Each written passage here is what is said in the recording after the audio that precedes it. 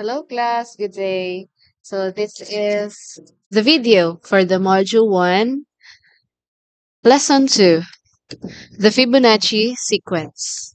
So in this video, I will discuss the Fibonacci sequence and the golden ratio. So these are the things that you must achieve for this lesson. So you must examine Fibonacci sequence, then solve equations. So there is activity. You don't need to answer this, but you can. Kung gusto mo magkuan, sukod-sukod sa inyong lawas. Ang inyo lang buhaton ani diri class, you must get a ruler and measure the following by centimeter. So centimeter yang sukod ha. So kani diri sa kamot natay A, B ug C dira ha. Take note asa taman ang A. So sa tudlo na siya padulong sa kanang first nga kunot-kunot and so on. So na diri ang inyong i-measure. Calculate the following ratios and write the results in the table below. So, diri class, the distance from the ground to your navel. So, kuan man na siya, di ba, pusod? So, gikan sa ground, hantod sa inyong pusod, kung pila siya ka centimeters, ibutan ninyo sa ubos, ay sa taas. And then, diri sa ubos, distance from your navel to the top of your head, kuan pa na ninyo dara, i-solve.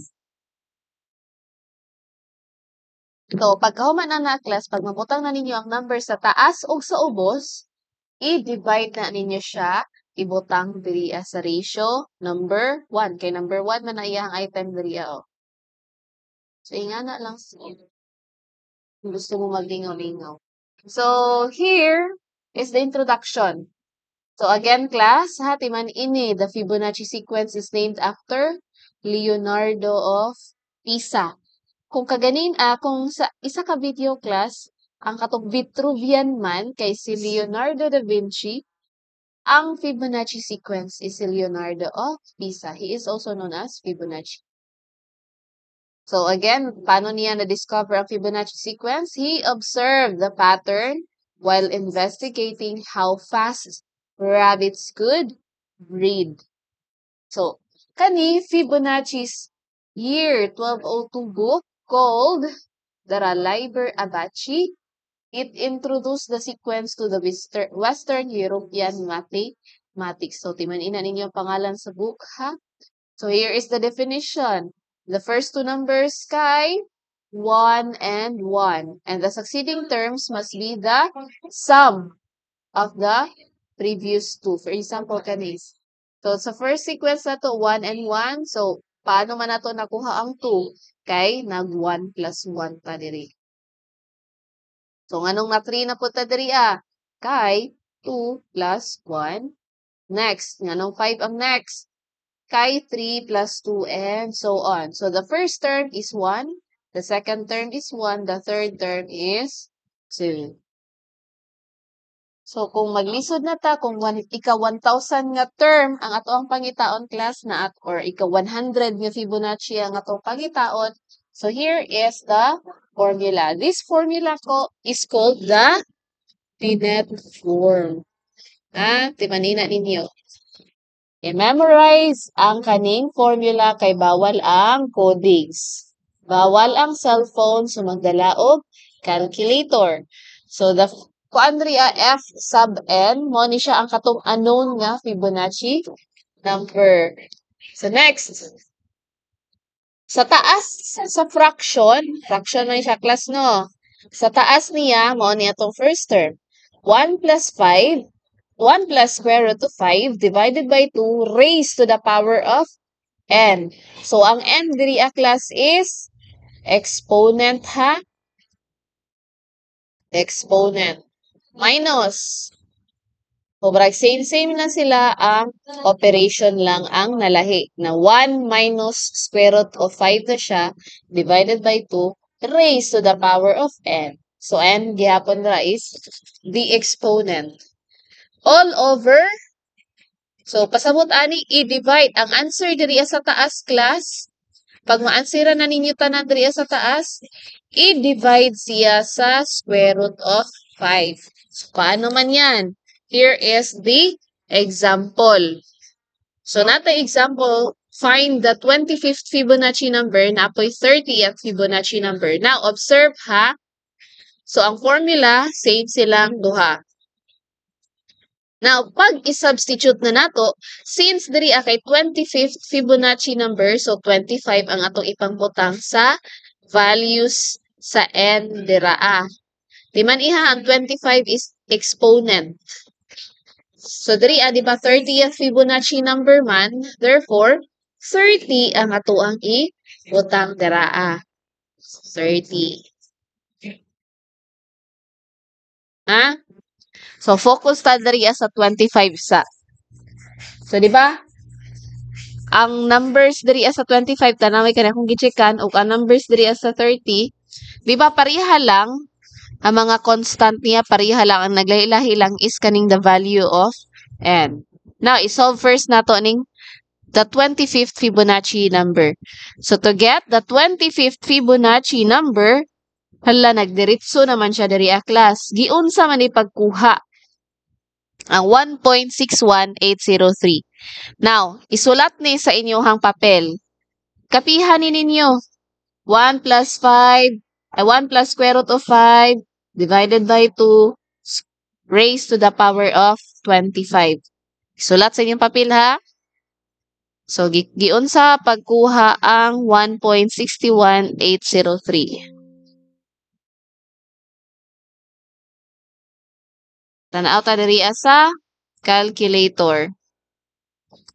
So, again, unsa ganito? Sa to? Kani man yata. Kana.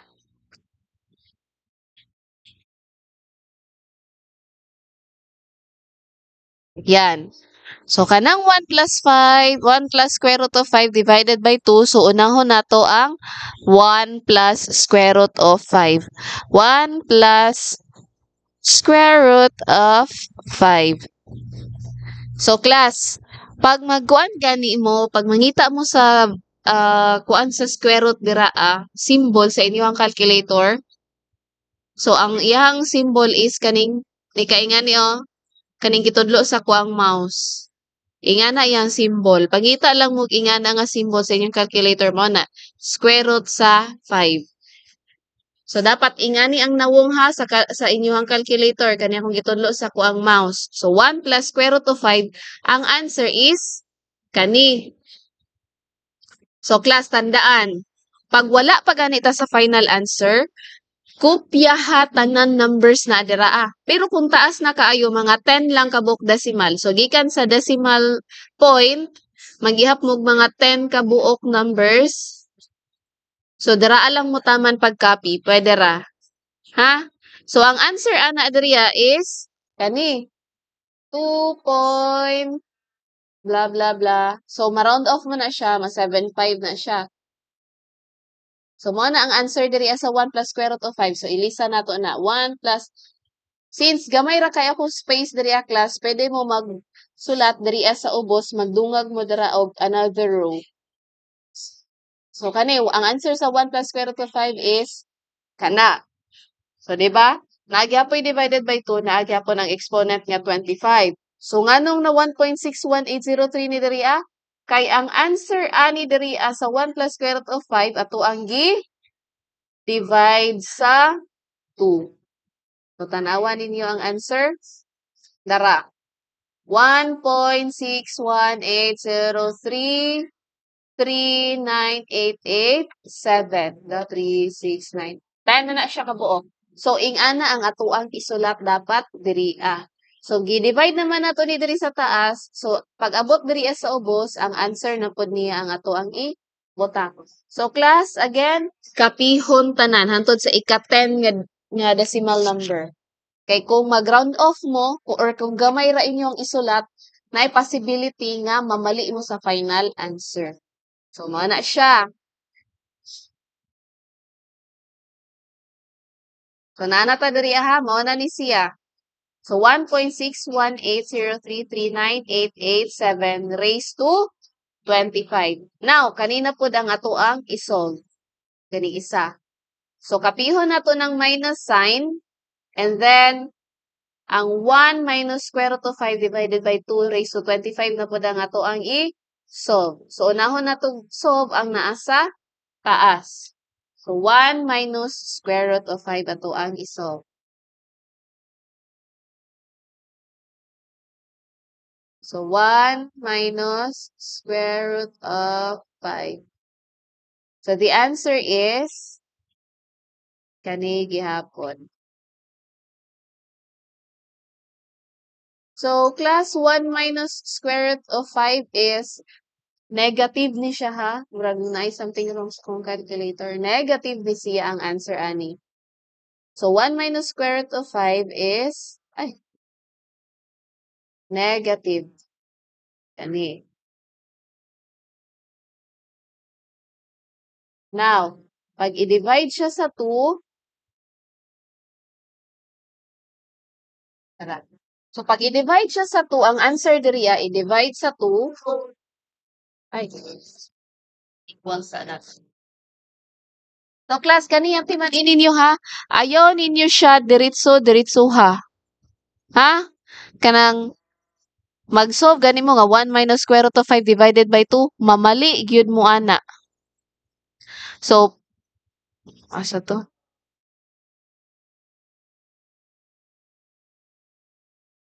Saan man eh? 1 minus square root of 5. So, the answer is kaniman, di ba? Negative 1.23. Dara di ay. Negative 1.23 dahil na siya class 1.23606797775. So, mana siya to ibutan diri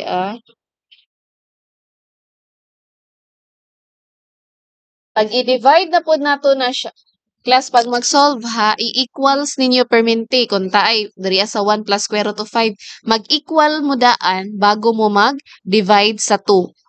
Kay basing mag-solve mo ba dara ang 1 plus 5, 1 plus square root of 5 divided by 2, diretso-diretso ninyo, wala ninyo gina-equals, mamali inyo ang answer dira. Testingin din niyo, di ba? Makita na ninyo. So now, negative 1236067, blah, blah, blah, divided by 2.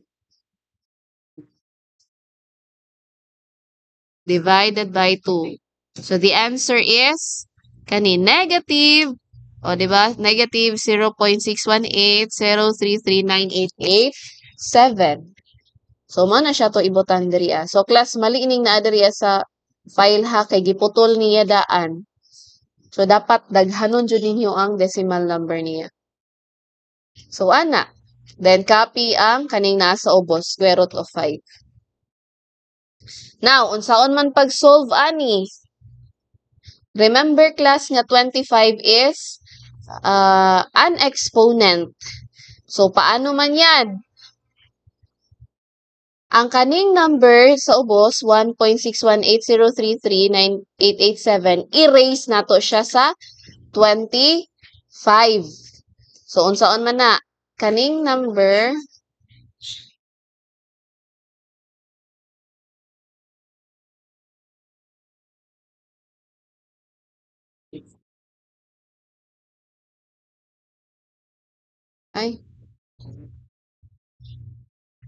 So, kaning number, ikapiyo na to na 1.61803398887. Now, pangita mo dara sa exponent nga sign. So, pwede ingani ang inyong symbol sa exponent kanang x unya sa taas niya kay y. Napoy uban nga baligtad. Y sa ubos sa taas kay x, pwede ka na ang atuang i-click. So, i-click na ninyo. So, napoy uban nga ang exponent nga sign is ganing pa-arrow pataas class, kaning V nga baliktad. Pwede po na siya ninyo pisliton. Ha? Naiuban nga ang x kay naay box sa taas, ingana po ang symbol sa exponent nga sign. So, kaning nga number, 1.61803398889, erase nato siya sa 25. The answer is, 167,760, blah, blah, blah. Kapihon na siya. Kapihon Class, okay ra na malahi inyong number dara ang kuan nga mugawas sa inyong calculator basta kay duol-duol lang gyud siya sa answer diri ah. So na may uban nga ang answer kay 167,761 na diretso. Napoy uban nga ingani 760. Okay ra kayo na siya basta duol lang gyud siya. Pero kung maabot na gyud nag 167,765 mali na siya. Ha? So mo na siya ato ang i-copy diri ah. Now, kanina pong ato ang i-solve kaning sa pikas. So, kapihon nato, ay, naduha.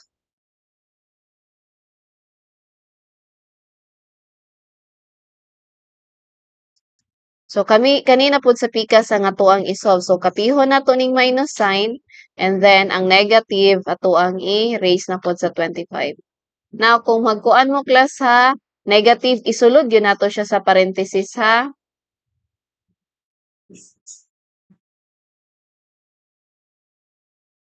So, parenthesis, negative 0.61803 ay 61803,39887. Isirado. And then, hala.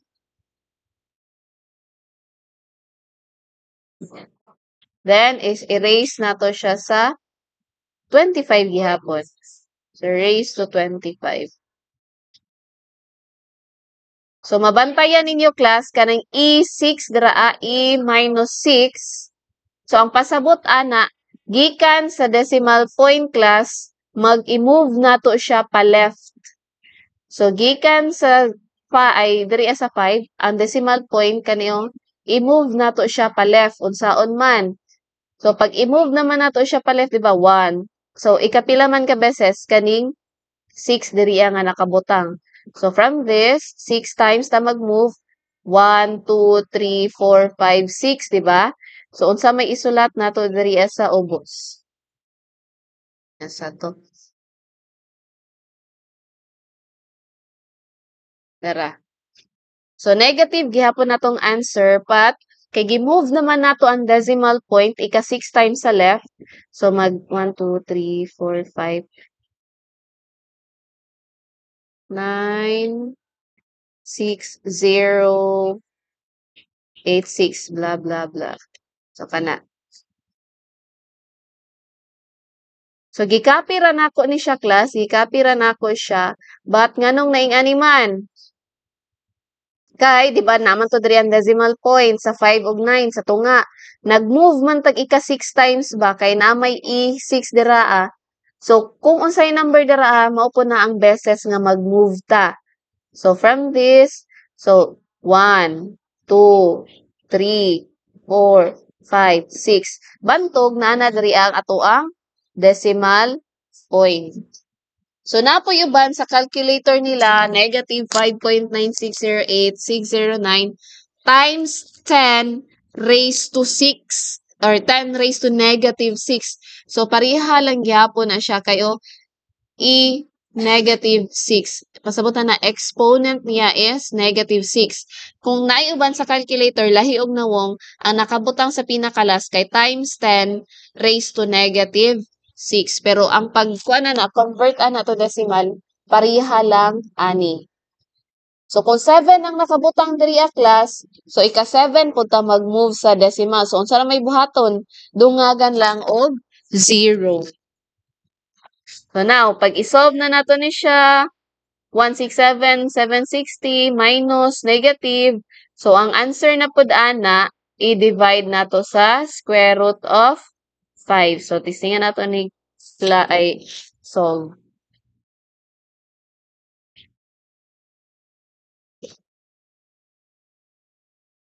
Ay.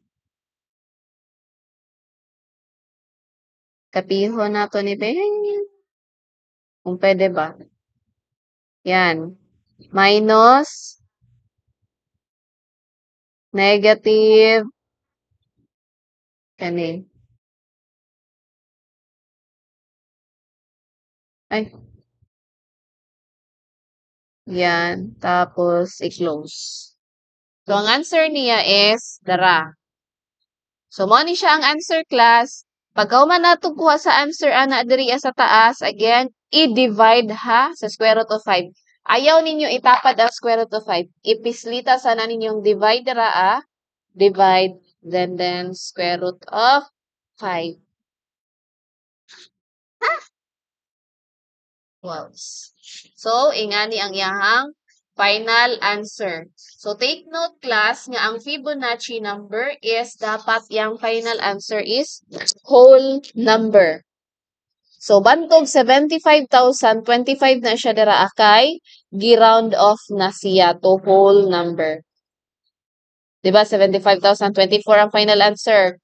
So, 9 man ang tapad sa 4. Pag i-round off siya, so nahimo siyang 75,025. Therefore, ang ika-25 nga Fibonacci number is 75,025.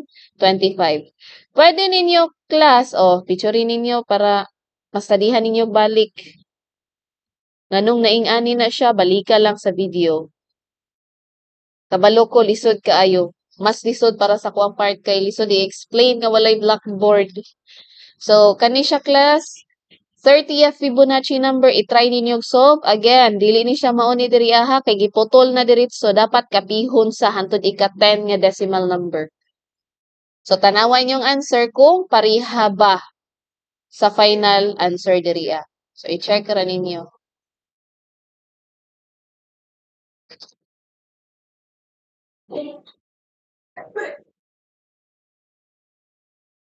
So, mao to siya. So, i-check ay may another exercise diri, i-check ninyo kung kabalo na ba mo mag-operate sa inyong calculator. Next. So, kani mga did you know facts ni siya. So, you can read this. So, mo ni siya ang golden ratio class. So, di ba kaganina sa Fibonacci number, so ang value na to sa golden ratio is daraw 1.61803 blah blah blah. So, golden ratio is equivalent sa 1 plus square root of 5 divided by ragwa naman ni apil sa ato ako exam. So, that is all for the lesson 2. Medyo taas-taas yun siya o niya. Lisod kayo explain. You can write your comment na lang sa ato ang video ha. And I will do my best to answer your queries. So, I think that is all. So, thank you and please subscribe sa ako ang account. Subscribe mo class ha. Thank you and goodbye.